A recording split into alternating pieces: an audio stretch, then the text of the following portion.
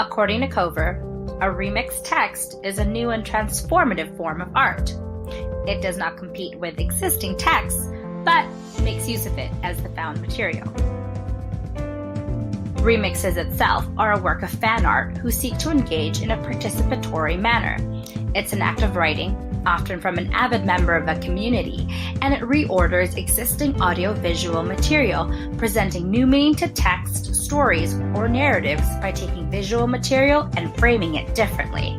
There's this deep-seated cultural desire or demand for participatory engagement and co-creative forms.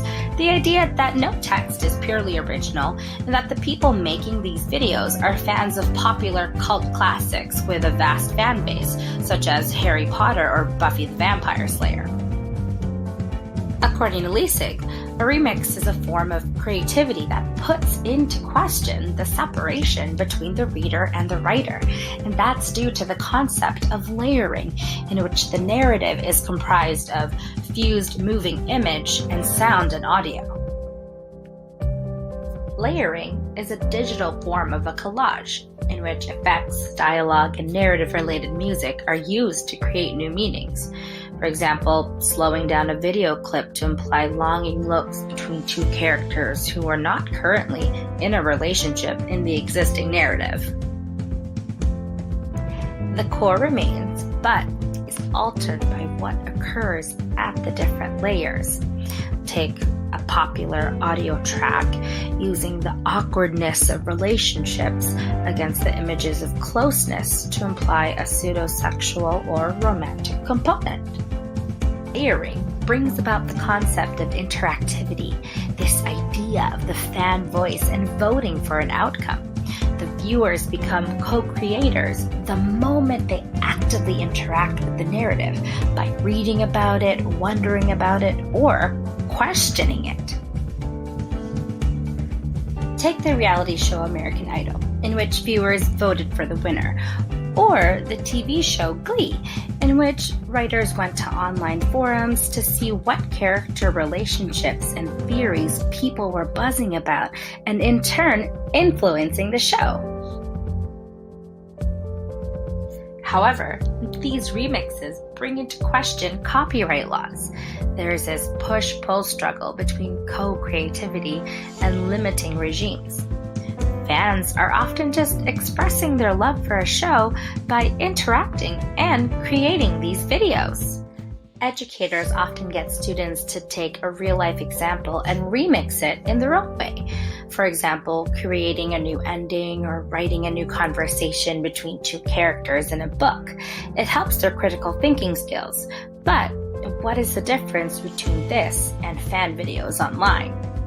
Creating and distributing these videos on a public network or site can be an issue with copyright, simply because it's missing a disclaimer.